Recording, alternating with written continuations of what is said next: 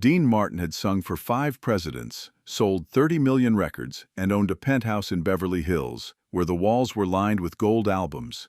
But there was one thing he'd never had, not once in 53 years. His mother's pride spoken out loud. Angela Crocetti was a quiet, devout Italian woman who believed that praising your children brought bad luck, that love was shown through silence and sacrifice, not words. For 3 decades, Dean lived with that silence until October 1964, when Angela died in Steubenville General Hospital. And what Dean found, tucked inside her prayer book, 2 weeks later, hidden beneath a faded holy card, revealed a truth that destroyed him for 25 years. Wait, because the night this story really begins, Dean was standing on a Las Vegas stage with that folded note in his pocket, and when the spotlight slid across the room, he stopped mid-joke, and 5,000 people fell silent at once. It was March 17, 1965, 5 months after his mother's funeral. The Sands Hotel ballroom was packed, cigarette smoke drifting through the stage lights. Dean wore a black tuxedo, his tie loose, his scotch glass half empty on the piano. He'd just finished That's Amore, and the crowd was still applauding. Dean raised his hand and smiled, that easy, careless smile everyone knew. "You know," Dean said into the microphone, "my mother used to tell me, 'Dino, you sing too loud. The neighbors, they complain.'"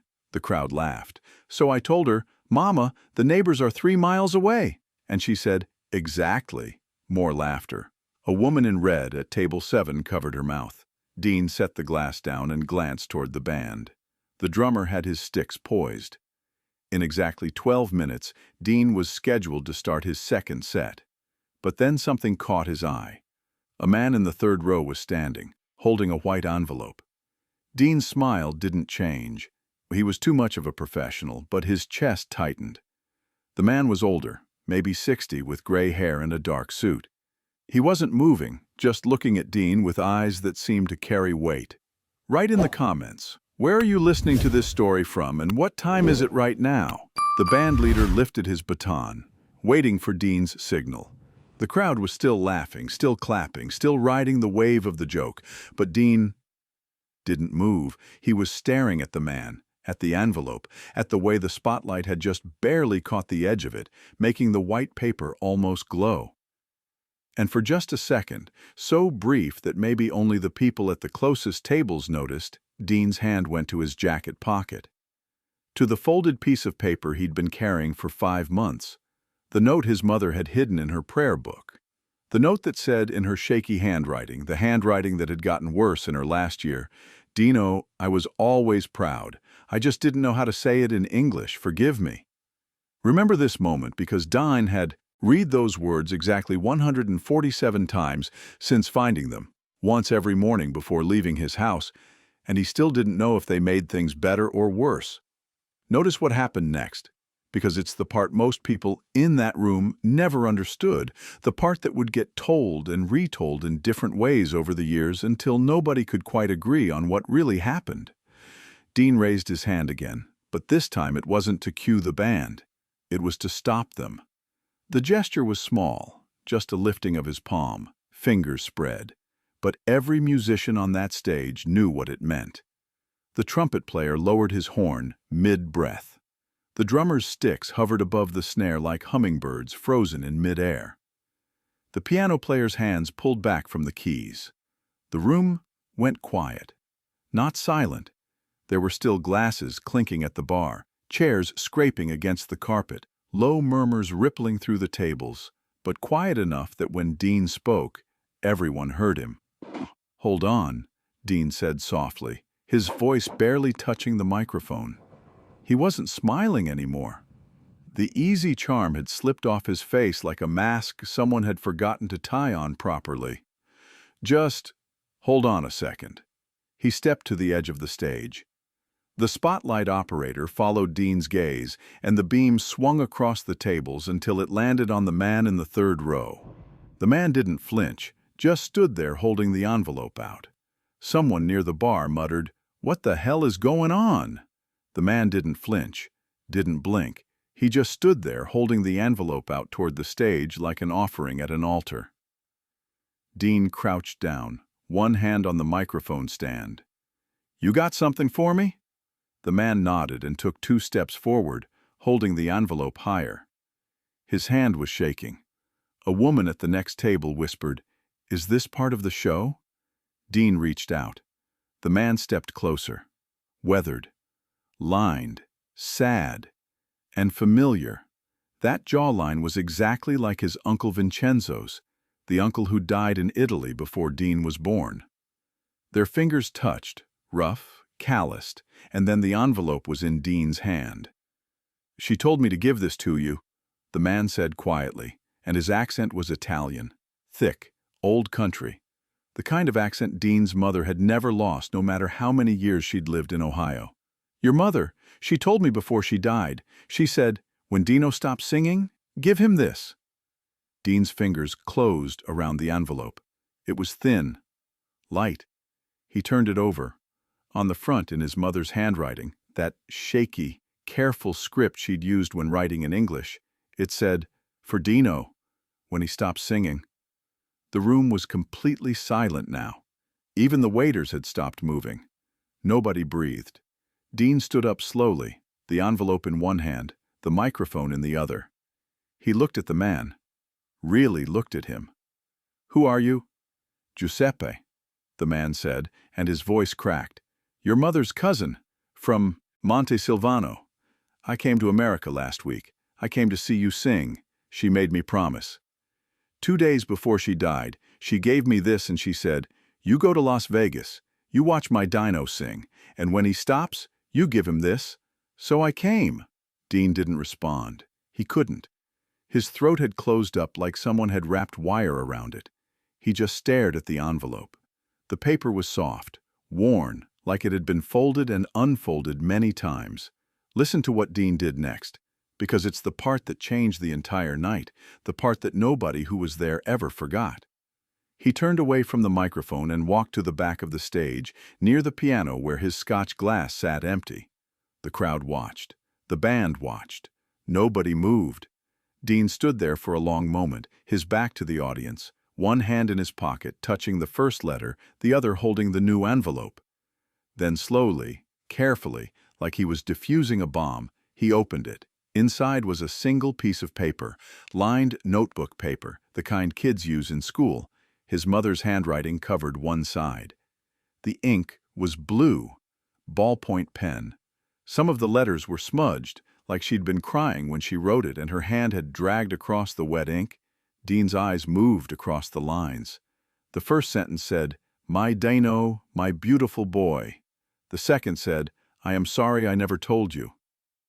And then the rest of the letter poured out in that mix of Italian and broken English his mother had always used when she was emotional. "I was afraid," she wrote. "Afraid if I told you I was proud, you would stop trying.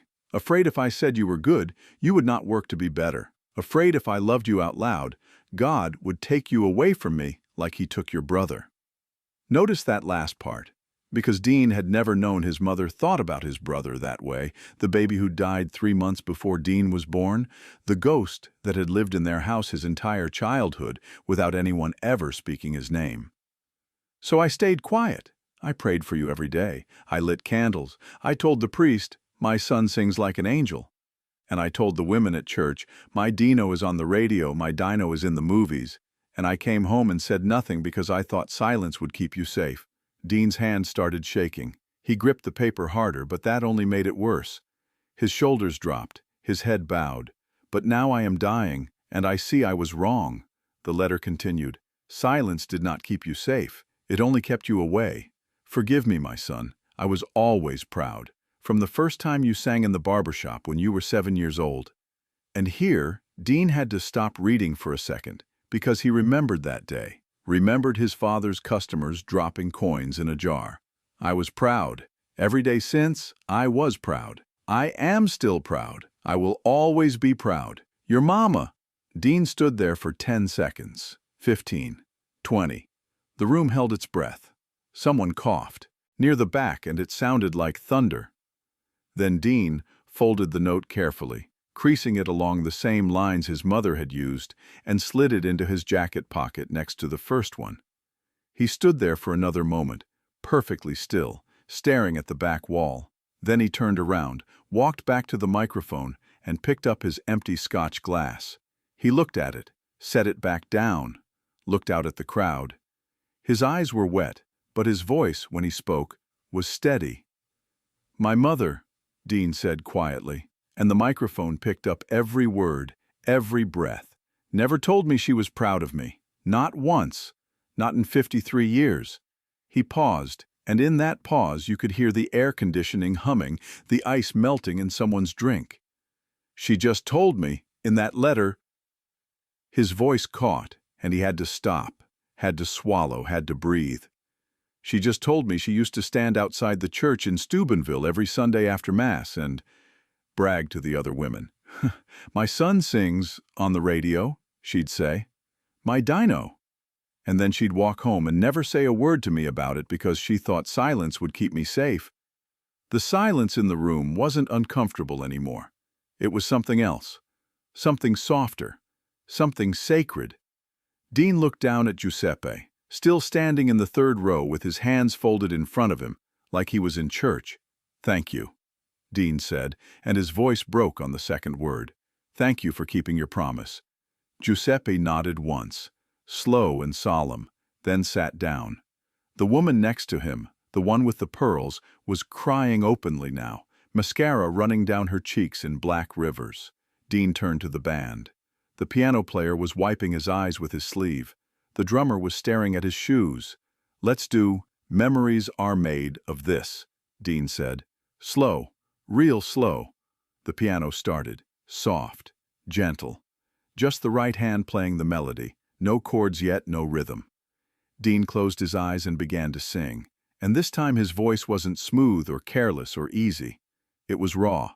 It cracked on the second verse, right on the word remember.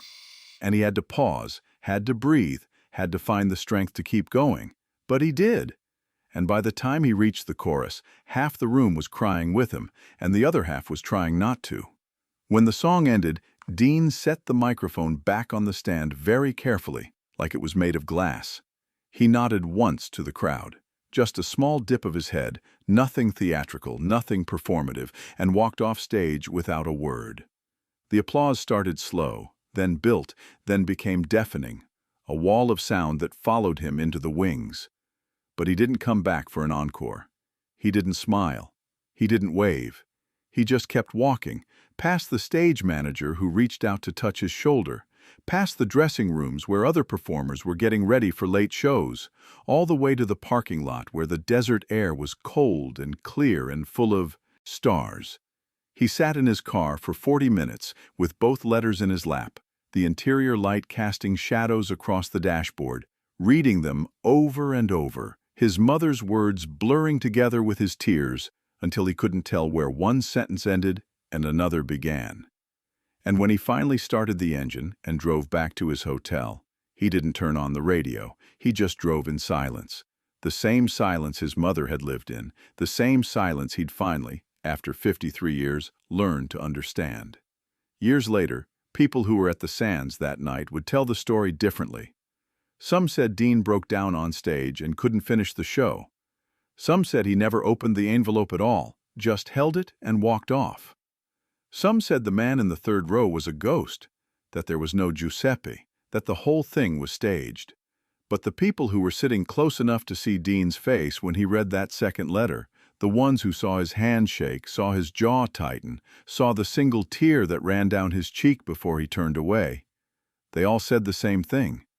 They said that was the night Dean Martin finally heard his mother say she was proud of him, and they said it destroyed him in the most beautiful way a person can be destroyed, the way that breaks you open so the light can finally get in.